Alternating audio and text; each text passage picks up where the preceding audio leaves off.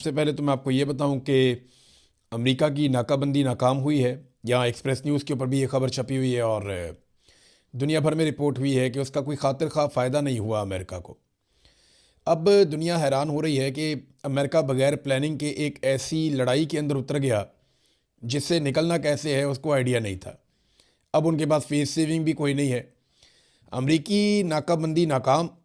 24 گھنٹوں میں 20 جہاز آبنائے ہرمز سے گزر گئے ہیں، یہ رپورٹ کیا گیا ہے. واشنگٹن میں ایک امریکی جریدے کی رپورٹ میں دعویٰ کیا گیا کہ امریکی ناکہ بندی کے باوجود 24 گھنٹوں کے دوران 20 سے زائد تجارتی جہاز آبنائے ہرمز سے گزرنے میں کامیاب ہو گئے، جس نے صورتحال کو مزید پیچیدہ بنا دیا ہے. اب جو بڑے اور طاقتور ممالک کے جہاز ہیں انہیں امریکہ روک تو نہیں سکتا نا. ابتدائی طور پہ کچھ 6 بحری جہاز جو ہیں ان کو واپس جانا پڑا، وہ واپس گئے. ان کو ڈونلڈ ٹرمپ نے، امریکہ نے، ان لوگوں نے بڑا رپورٹ کیا کہ ہم تو بڑے کامیاب ہو گئے، ہمارا بڑا شاندار جو ہے وہ بلاکیج ہے. ایران نے ایک دھمکی لگائی ہے کہ اگر بلاکیج ختم نہ کی گئی تو وہ ریڈ سی یا بحیرہ احمر کو بھی بند کر دیں گے. یہ اگر آپ نقشے میں دیکھیں نا ریڈ سی کو، تو یہ وہ علاقہ ہے جو باب مندب سے اوپر کی طرف ہے اور یہ نہر سویز کی طرف جاتا ہے. اس سے ہی سارے یورپ کو آمد و رفت ہوتی ہے اور یہیں سے جو ہے وہ امریکنز بھی موو کرتے ہیں. یہ ایک شارٹسٹ رستہ ہے جسے پوری دنیا استعمال کرتی ہے یورپ کو اور ایشیا کو ملانے کے لیے. مغرب اور مشرق کے سنگم کے لیے بحیرہ احمر بہت امپورٹنٹ ہے.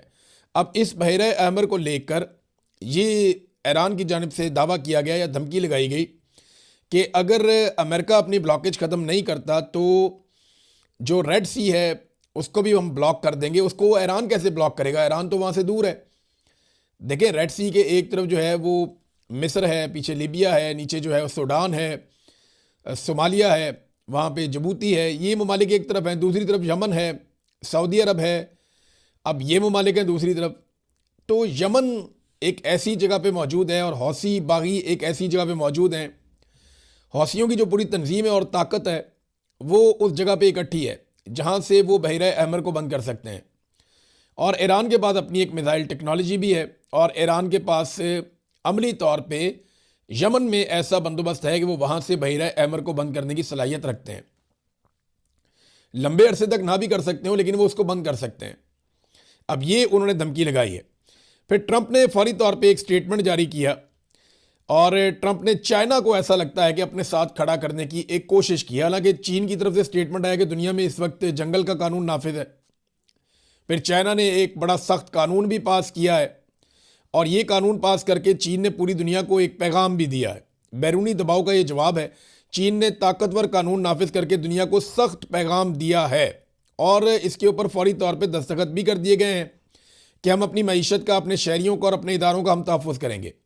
ہمیں کوئی روکے گا تو پھر وہ بھگتے گا.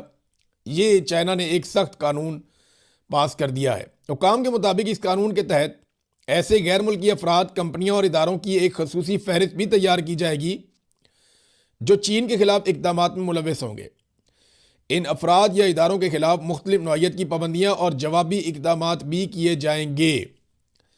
اب یہ جو بڑھتی ہوئی کشیدگی ہے اس میں چائنا نے یہ قانون پاس کیا ہے. ڈونلڈ ٹرمپ اس چیز کی نزاکت کو سمجھ رہے ہیں.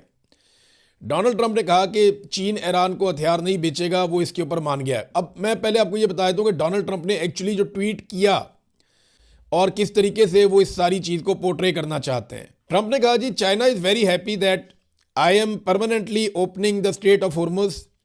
آئی am doing it for them also and the world. وہ یہ کہتا ہے کہ چائنا بہت خوش ہوگا کہ میں مستقل طور پہ آبنائے ہرمز کو کھولنے جا رہا ہوں اور اسے میں کھول رہا ہوں اور میں یہ ان کے لیے کر رہا ہوں، یعنی چین کے لیے کر رہا ہوں اور باقی دنیا کے لیے کر رہا ہوں. اور وہ اس بات پہ متفق ہو گئے ہیں کہ وہ ایران کو ہتھیار نہیں بھیجیں گے.